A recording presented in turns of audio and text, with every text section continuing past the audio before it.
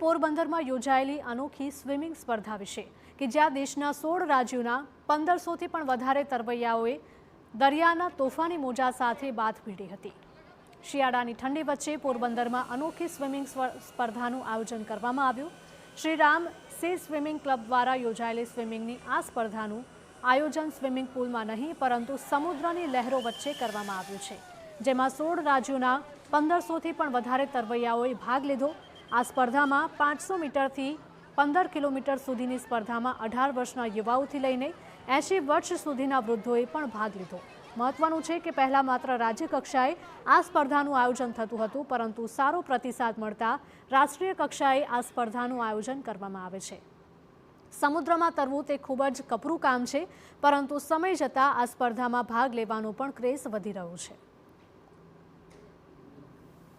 હું 10 વર્ષથી સ્વિમિંગ કરું છું અને અત્યારે મારે 10મું વર્ષ ચાલે છે સ્વિમિંગનું।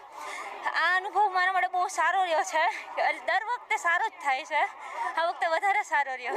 તમે સ્વિમિંગ પુલની અંદર જે સ્વિમિંગ કરો ને એના કરતાં દરિયામાં કરવું બહુ જ અઘરું પડે, કારણ કે અહીંયા વેવ્સ આવતા હોય।